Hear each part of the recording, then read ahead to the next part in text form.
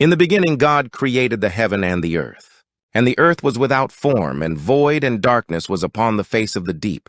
And the Spirit of God moved upon the face of the waters. And God said, "Let there be light," and there was light. And God saw the light, that it was good. And God divided the light from the darkness. And God called the light day, and the darkness he called night. And the evening and the morning were the first day. And God said, "Let there be a firmament in the midst of the waters, and let it divide the waters from the waters." And God made the firmament, and divided the waters which were under the firmament from the waters which were above the firmament, and it was so. And God called the firmament heaven. And the evening and the morning were the second day. And God said, "Let the waters under the heaven be gathered together unto one place, and let the dry land appear," and it was so. And God called the dry land earth. And the gathering together of the waters called he seas. And God saw that it was good. And God said, "Let the earth bring forth grass, the herb yielding seed, and the fruit tree yielding fruit after his kind, whose seed is in itself upon the earth," and it was so. And the earth brought forth grass, and herb yielding seed after his kind, and the tree yielding fruit, whose seed was in itself after his kind. And God saw that it was good. And the evening and the morning were the third day. And God said, "Let there be lights in the firmament of the heaven, to divide the day from the night, and let them be for signs, and for seasons, and for days and years, and let them be for lights in the firmament of the heaven, to give light upon the earth," and it was so. And God made two great lights, the greater light to rule the day, and the lesser light to rule the night. He made the stars also. And God set them in the firmament of the heaven to give light upon the earth, and to rule over the day and over the night, and to divide the light from the darkness. And God saw that it was good. And the evening and the morning were the fourth day. And God said, "Let the waters bring forth abundantly the moving creature that hath life, and fowl that may fly above the earth in the open firmament of heaven." And God created great whales, and every living creature that moveth, which the waters brought forth abundantly after their kind, and every winged fowl after his kind. And God saw that it was good. And God blessed them, saying, "Be fruitful and multiply, and fill the waters in the seas, and let fowl multiply in the earth." And the evening and the morning were the fifth day. And God said, "Let the earth bring forth the living creature after his kind, cattle and creeping thing, and beast of the earth after his kind," and it was so. And God made the beast of the earth after his kind, and cattle after their kind, and everything that creepeth upon the earth after his kind. And God saw that it was good. And God said, "Let us make man in our image, after our likeness, and let them have dominion over the fish of the sea, and over the fowl of the air, and over the cattle, and over all the earth, and over every creeping thing that creepeth upon the earth." So God created man in his own image.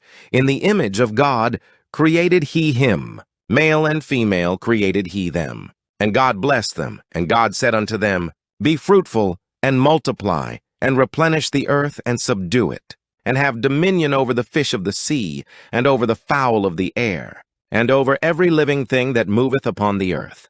And God said, "Behold, I have given you every herb bearing seed, which is upon the face of all the earth, and every tree in the which is the fruit of a tree yielding seed, to you it shall be for meat, and to every beast of the earth, and to every fowl of the air, and to everything that creepeth upon the earth, wherein there is life, I have given every green herb for meat," and it was so. And God saw everything that he had made, and behold, it was very good. And the evening and the morning were the sixth day. Thus the heavens and the earth were finished, and all the host of them. And on the seventh day God ended his work which he had made, and he rested on the seventh day from all his work which he had made. And God blessed the seventh day and sanctified it, because that in it he had rested from all his work, which God created and made. These are the generations of the heavens and of the earth, when they were created, in the day that the Lord God made the earth and the heavens. And every plant of the field before it was in the earth, and every herb of the field before it grew. For the Lord God had not caused it to rain upon the earth, and there was not a man to till the ground. But there went up a mist from the earth, and watered the whole face of the ground. And the Lord God formed man of the dust of the ground, and breathed into his nostrils the breath of life. And man became a living soul. And the Lord God planted a garden eastward in Eden. And there he put the man whom he had formed. And out of the ground made the Lord God to grow every tree that is pleasant to the sight and good for food, the tree of life also in the midst of the garden, and the tree of knowledge of good and evil. And a river went out of Eden to water the garden. And from thence it was parted and became into 4 heads. The name of the first is Pison. That is it which compasseth the whole land of Havilah, where there is gold, and the gold of that land is good. There is bdellium and the onyx stone. And the name of the second river is Gihon. The same is it that compasseth the whole land of Ethiopia. And the name of the third river is Hiddekel. That is it which goeth toward the east of Assyria. And the fourth river is Euphrates. And the Lord God took the man, and put him into the garden of Eden, to dress it and to keep it. And the Lord God commanded the man, saying, Of every tree of the garden thou mayest freely eat, but of the tree of the knowledge of good and evil thou shalt not eat of it. For in the day that thou eatest thereof thou shalt surely die. And the Lord God said, It is not good that the man should be alone. I will make him an helpmeet for him. And out of the ground the Lord God formed every beast of the field, and every fowl of the air, and brought them unto Adam to see what he would call them. And whatsoever Adam called every living creature, that was the name thereof. And Adam gave names to all cattle, and to the fowl of the air, and to every beast of the field. But for Adam there was not found an helpmeet for him. And the Lord God caused a deep sleep to fall upon Adam, and he slept. And he took one of his ribs, and closed up the flesh instead thereof. And the rib, which the Lord God had taken from man, made he a woman, and brought her unto the man. And Adam said, This is now bone of my bones, and flesh of my flesh. She shall be called woman, because she was taken out of man.